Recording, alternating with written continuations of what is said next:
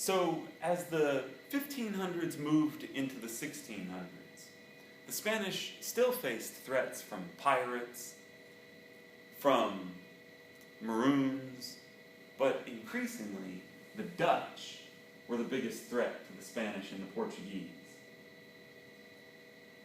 The Dutch were a tiny little republic. The Netherlands.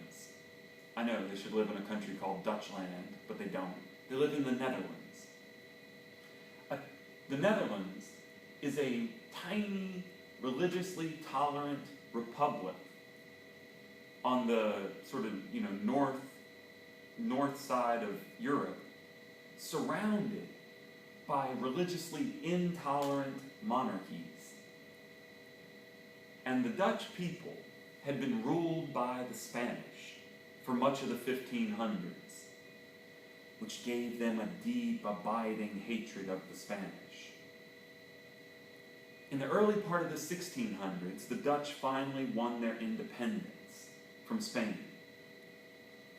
And now, once they were independent in the early 1600s, the Dutch, still filled with this deep hate for the Spanish and the Portuguese, a hate that was fueled by religion, by political and economic motives, the Dutch set out to destroy the Spanish and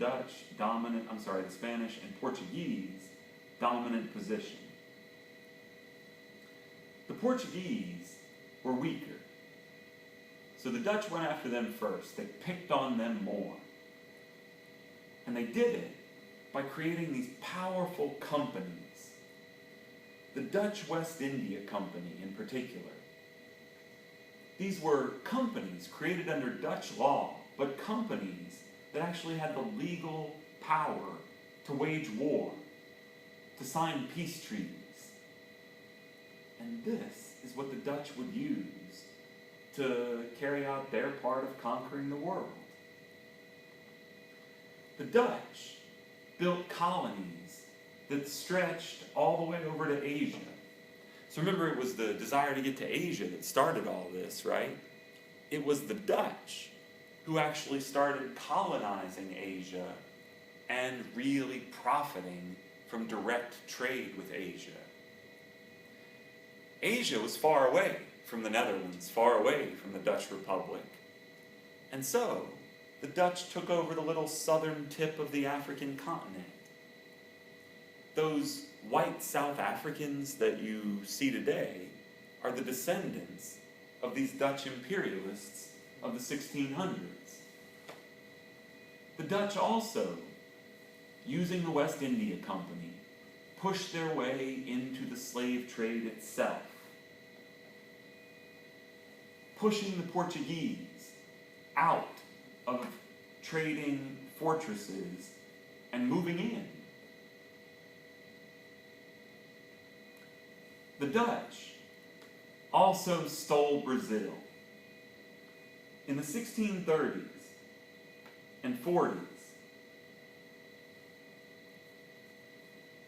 they drove the Portuguese from Brazil.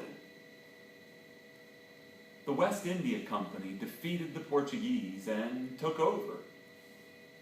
Now, the Portuguese had largely been driven out of the slave trade already by the Dutch.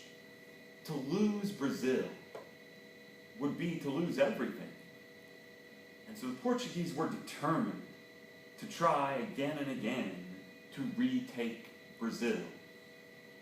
Now, it turned out that the Dutch controlled Brazil for 40 to 50 years. Some parts of it they controlled longer than others. But during that time, the Dutch increased the number of slaves in Brazil and increased the efficiency of sugar production. Better machines. So the whole time the Dutch occupied Brazil, they were profiting. They were also under attack from the Portuguese. In the end, the West India Company was much more successful at pushing their way permanently into the slave trade than holding Brazil.